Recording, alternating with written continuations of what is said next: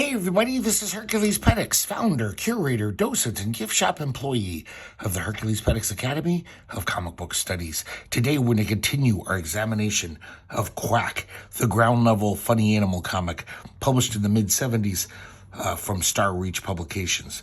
We're up to number 2 here, and we start off with this beautiful Steve Leialoha cover. This is just gorgeous. I love this crazy-looking tentacle here. I love the character design on Newton. Just really nice stuff all around. I wish Leialoha penciled more. He was just inked so much of his career, and he's such a good artist. We have a little introduction from Mike Friedrich, and he also reprints a letter from Sergio Aragonés to Steve Leialoha about the script that he did for this story. And we get a little Sergio Aragonés drawing of him in a bunny suit. And let's get into the first story, Newton the Rabbit Wonder, written by Sergio Aragonés and drawn by Steve Leialoha. So we start off in another dimension. It's a parallel dimension to ours where everyone's a funny animal. And I think humans are just like dumb apes. We see this guy that looks very much like Howard the Duck here, and this Snoopy guy. And this is kind of like the World Council. And I guess they sent an ape into the other dimension. He was wondering why our pollution, from our universe was seeping into theirs. So, but he's lost. He's AWOL. And they're discussing how they should rescue him. His name's Fenton, this simian. His wife pleads for them to get him back. I really love this Winston Churchill bulldog kind of leader of this group, the way he's drawn. God, just look at this beautiful, all the gray tones, and it's too little, so good. The lettering's by Tom Warzachowski, that's why it's so perfect, And here we're introduced to Newton. And he's basically like the James Bond of this world. They're like, call in Newton. He's the only guy who can get the job done. So he's got to strip down because, in our world, animals don't wear clothes. He wants to fit in. And he goes through the dimensional portal. And the first person he meets is this little kid. And he says, oh yeah, there's a research center down there. Apparently there was a talking monkey. Because Newton asks him, he's like, have you seen any talking monkeys around here? So he breaks into this facility. And I guess they're planning a space mission here. And I guess they already shot Fenton into space, to a very dangerous part of space, Antares. So now these two astronauts, this woman is the captain, and she sees Newton in this rabbit pen. Newton kind of sneaks in, and it seems like she already has a liking for him. She's like, oh, this is a weird-looking rabbit. Well, bring him with us to see the effects of outer space on this rabbit. So they shoot off in their rocket, and it seems like the guy with the captain here, I'll get her name in a second, I can't, but his name is Ralph. He's kind of like a sexist, just a male chauvinist pig who's always making this innuendo to her. Newton pops out and says, I've reset your spaceship to Antares, because he wants to find Fenton. Ralph attacks him, and Newton uses his martial arts and kicks the shit out of him.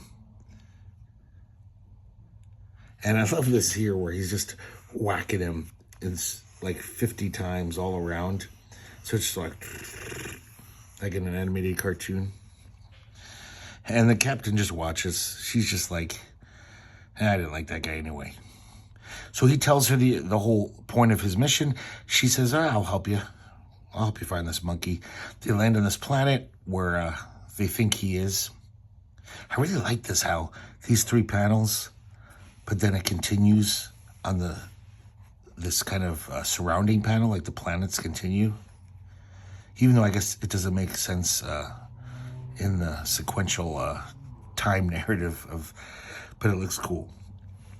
So they end of the planet, and all of a sudden this giant tentacle grabs the captain.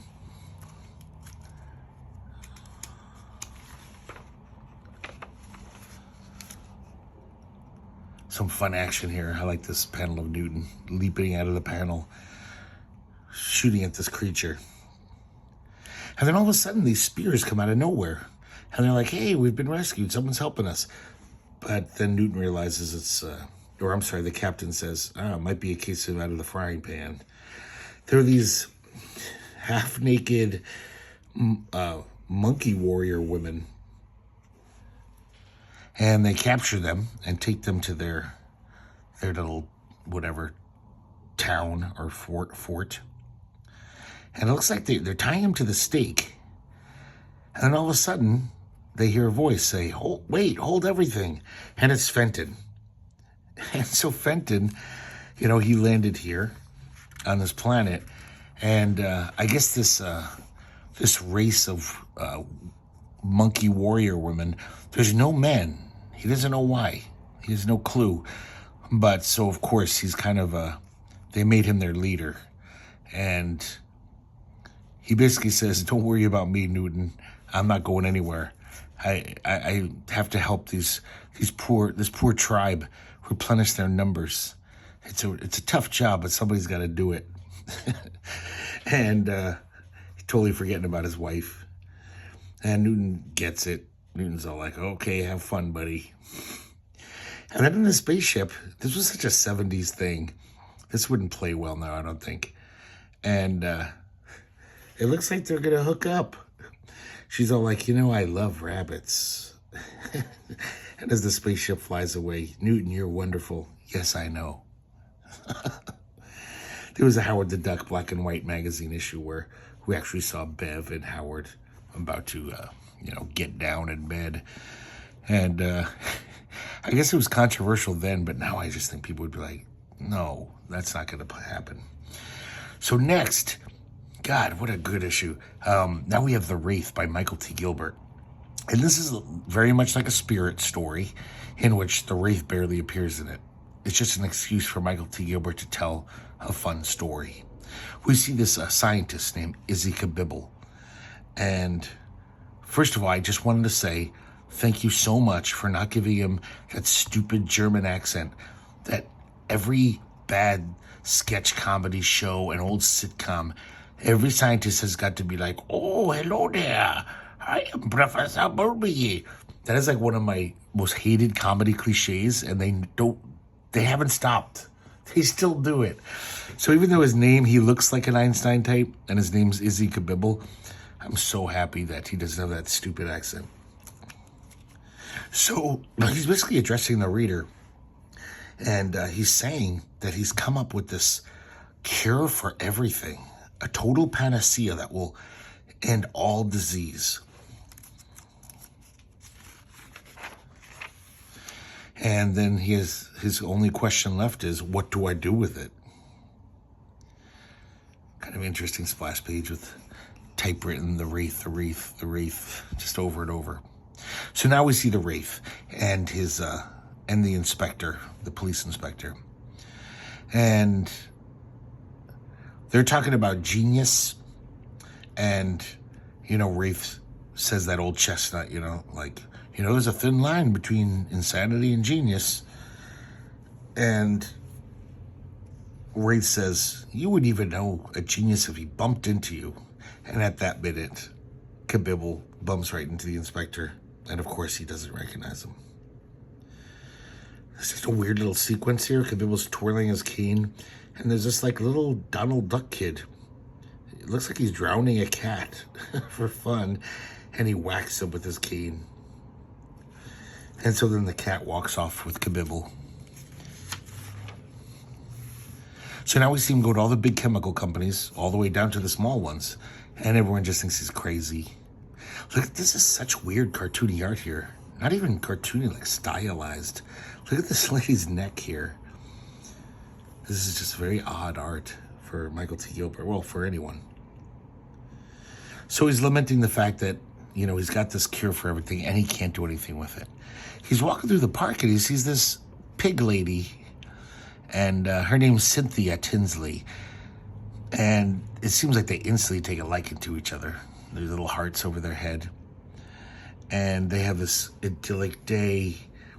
I love this panel. And it turns out she's a 51% shareholder in Dow Chemicals. So she's like, oh, I'll convince him to make your cure-all. He says, oh, come to my laboratory. I'll show you. And I guess she has like some terminal disease. Even though she seems pretty cheery, she's going to die soon. So he says, oh, well, you can be my guinea pig. And she says, yeah, I'll gladly do it. I trust you. Because she's already in love with him practically. She's like, oh, I totally trust you, Kibibble. And he gives her a taste of it. And she drops over dead. I like this sequence of panels, the way they do this. Do. She's like, my throat. And she drops dead. And we realize Kibibble's totally fucking batshit crazy. He's like, see, it works. They said I was crazy, but I showed them all. It's the cure for everything. And he happily leaps away. And so I guess it is a cure for everything. It kills all diseases because it kills you. So no diseases left. And the Wraith and the Inspector show up and say, cyanide poisoning. And they also resume their little argument about insanity and genius and, kind of like fun little banter. I love that story. Totally forgot about it. I read this many times as a child, but last night I was rereading it, and I was like, oh yeah, I love that twist at the end. This is some weird shit, guys. This is Steve Skeets, a very popular mainstream comic writer at DC throughout the 70s. He wrote Aquaman. He wrote tons of stuff. But every now and then he'd do these weird little strips, and they're really odd. This one's called Be True to Your School, a Fish Stick. And I love this little thing. My mind isn't real. I made up my mind. And we see this little fish, and he's trapped in this skull. But his dialogue implies that he's just, I'm stuck in this cubicle at this job I hate. And then we see the fish school, Fish University. This guy's name was Fish Friday. He's a carp. And so he was out one day with his girlfriend, Bessie. Look how crazy this art is. It's almost like Tales of the Bean World, these weird backgrounds and the way the border panels are just these weird psychedelic things. This is just bizarro art. Like, it really does seem like maybe this guy was a little unhinged. Because a lot of it is just, I've never seen anything like this. It's totally googie wowmer weird. And so then all of a sudden, a female orgasm shows up. And it looks like this little blob. And he's basically like, Bessie, be careful. And she's like, oh, I don't see the harm. And the female orgasm kind of envelops her, and it looks pretty nice for them. And of course, Fish Friday is just like, oh, I can't save her. He doesn't get it. So he swims back to the university, and then Bessie shows up and says, yeah, it was fine. It was no biggie. And then she says, besides, that wasn't a real orgasm.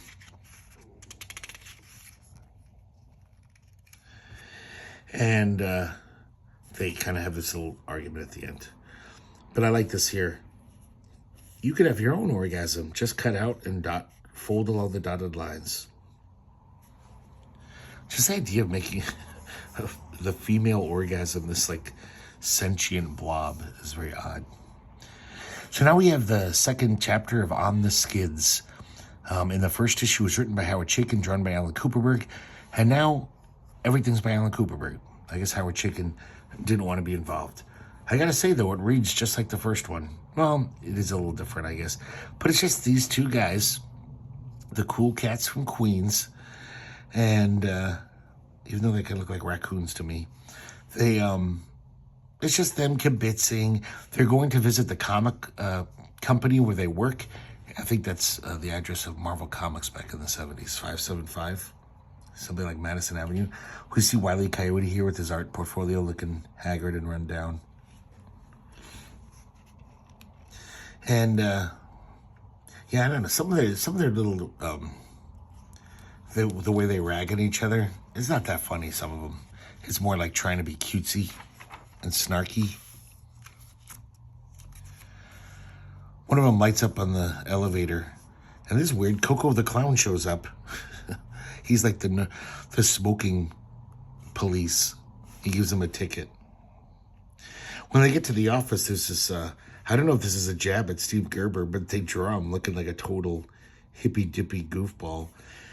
He's got his new comic, Howie the Human.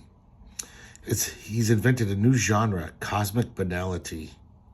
I love this cover where he's like, gasp, I've missed the bus. That's the dramatic cover.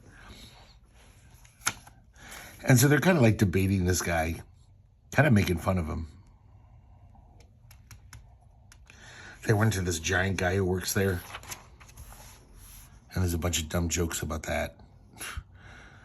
Did you get the license plate number of that mag truck? That kind of shit.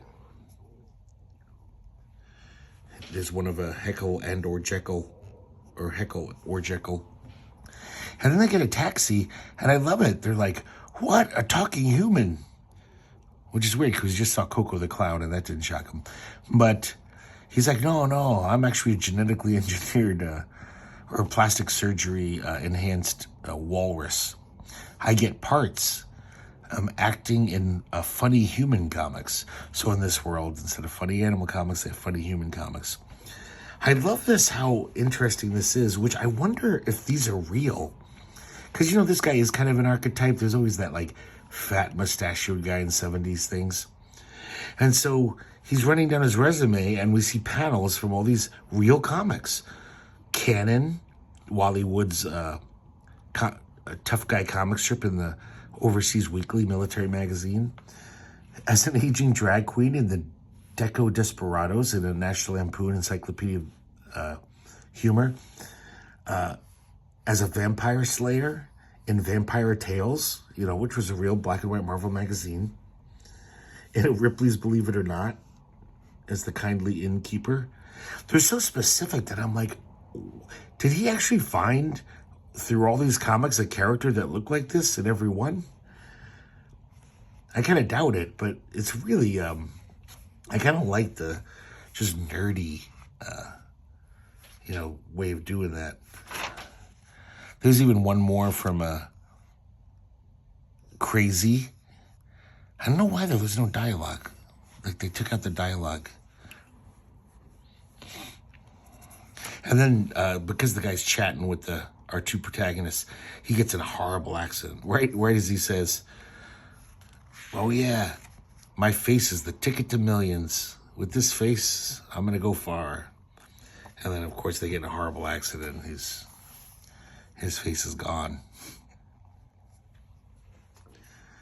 And these guys, of course, they're pretty unfazed by it all.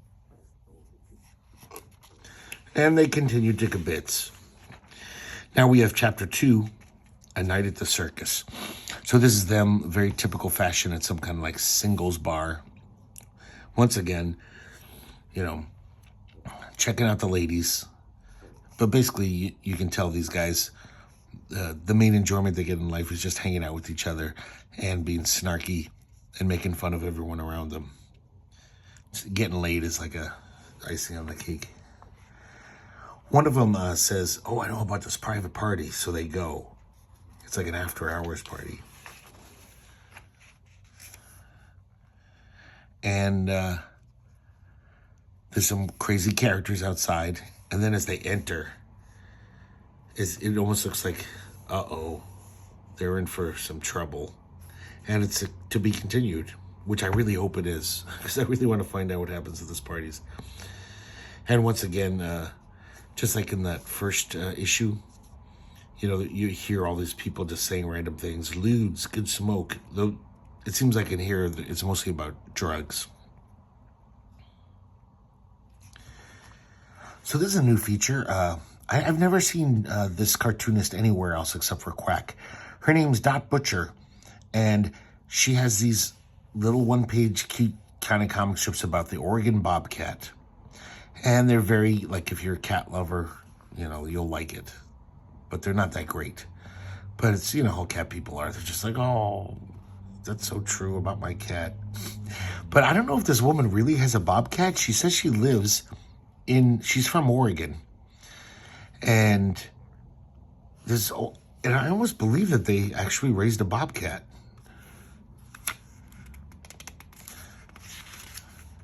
Kind of cute the way she dressed the bobcat. I always thought this was adorable.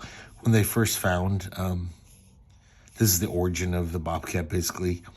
And this wife gets home from bowling. Her husband's like, look what I just got.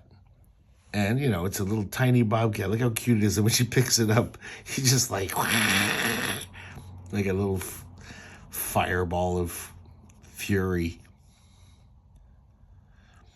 And then the bobcat grew up. So it's very, very typical cat humor. You know, I've seen this a million times. Oh, what are cats dreaming about? It's so cute the way cats roll around when they're asleep. The way she draws herself, though, she's a pretty good cartoonist, I guess. And that's it for those. Now we have another Ewald Gibbon story. And this one's called The Incredible Edible Invasion of Earth. We have a little splash panel like in a Mort Weisinger story. And we see Ewald Gibbon hanging out. And, I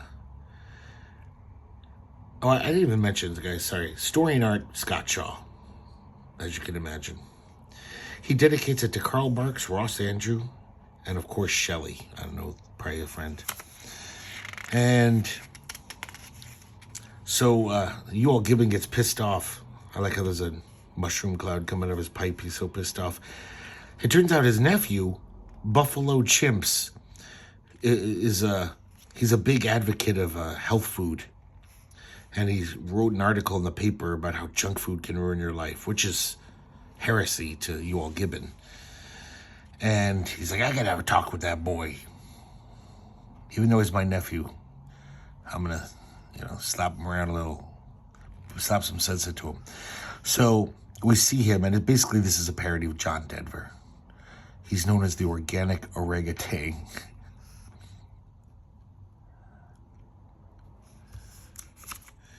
Every panel is packed with at least 2 punny jokes. Some of them are pretty good though. I kind of like Scott Shaw. So meanwhile on the news, this is a little plot point. Franchise restaurateur Hogg's Pig Boy is still missing following his prison escape.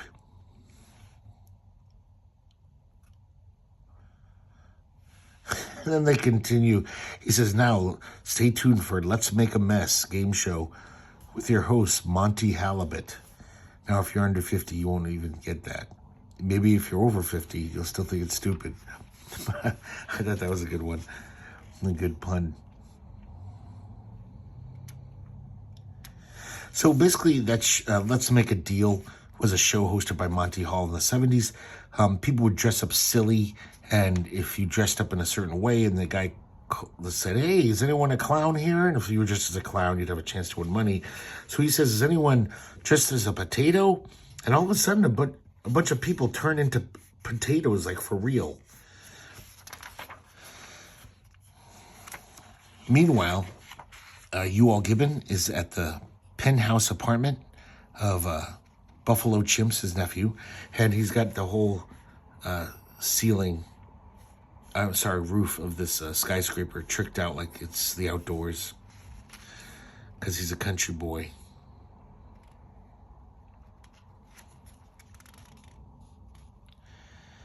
Man, I know I've said this before, but Scott Shaw's cartooning is just so sharp and clean. It's just like that perfect, funny, comedy style. of cartooning.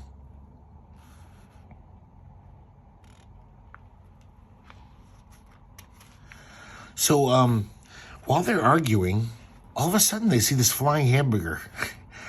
So they're like, what? We got to follow that. We got to find out what's up with this. And there's an abandoned supermarket. It leads them to there. So they say, let's go inside. Meanwhile, we see that guy, Hogg's Pig Boy. And he's like, how did they find my secret hideout? All of a sudden, these weird-looking goat creatures come out of nowhere and zap our two protagonists. They wake up in this glass enclosed pen.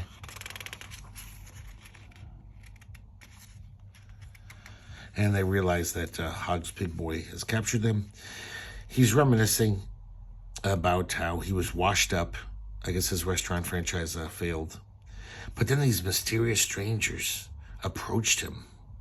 They were the scout party for an invading force of alien goats from the planet Gloat. Apparently they're just interstellar gourmands. They live to eat.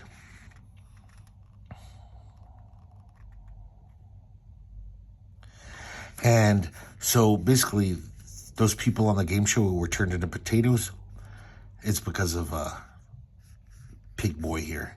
He made this thing called the foodifier. And it turns people into food, edible things. And we see the results throughout the world. We see Dr. Pointer's toxin, as we recently saw in the Fear and Laughter Underground comic we looked at maybe just a few weeks ago. A Scott Straw creation.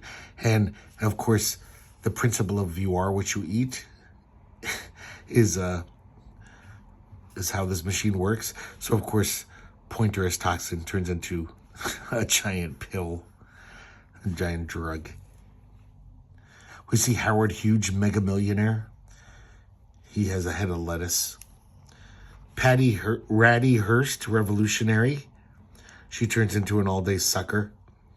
And I like this pun, or this parody of Uri Geller, Puri Feller. He was a cat. He was the guy in the 70s who claimed he could bend spoons with his mind. And he was debunked many times. So, of course, he turns into a big thing of baloney, since he was full of it. And then kind of has nothing to do with that plot. But all of a sudden, Pig Boy, he unleashes Dogzilla. I don't know what that has to do with turning everyone into edible products. But apparently Dogzilla's under his control, and he sicks Dogzilla on the city. Buffalo Chimps has an idea, though. I like this. Instead of a light bulb, it's 100% organic idea, and it's a lit match. There's so many things like this throughout. I just can't read the whole comic here, but it's pretty fun. There's definitely, he packs it full of jokes. So our heroes get in that flying hamburger we saw earlier, and they approach Dogzilla, and they basically lead him to this museum where Pig Boy has put kind of like a big dog treat, a Milky Bone, that kind of emits a signal to attract Dogzilla.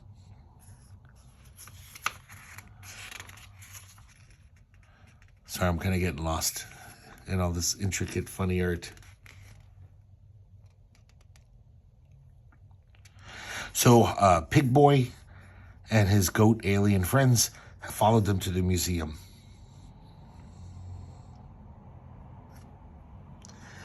And kind of a dopey ending. So they use the foodifier. I'm sorry, Pig Boy uses the foodifier on our two protagonists. And, of course, Yoel Gibbon, his head turns into a hamburger. And his nephew, his head turns into an acorn meal and pine needle pie. And they're so repulsed by it, Pig Boy and the aliens, that they basically just leave. So really just like, I think Scott Shaw didn't know how to wrap the story up at all. He just was like, eh. And at the end, the big joke is that I guess they've kind of inherited, Ewald Gibbons and his nephew kind of inherit Dogzilla. And we see them with like tons of newspaper because Dogzilla wasn't housebroken. Totally forgot about this. Ken Macklin is in this issue. A really great, funny animal artist. He was in Epic Illustrated a lot, but this is really early for him. This is dated 76. This issue came out in January 77, by the way. I didn't mention that. But I just love Ken Macklin's art. And this is he always has good sci-fi stories. This is about the Antares War. And I guess this guy, his whatever race, they've been fighting the Cosby. I just said it out loud and I realized, I wonder if that's a reference to Bill Cosby. And so the Cosby have left all these mines, these space mines, within all the space debris. So, it's hard to find them. There's all the space debris, but then some of them are mined. So this guy, he works like for the Federation. His job, him and his buddy, is to clear the mines. God, I love Ken Macklin's art. This is called A Job Well Done, by the way. And so they're doing their job, these two guys, finding mines, setting them off safely so they don't destroy anything.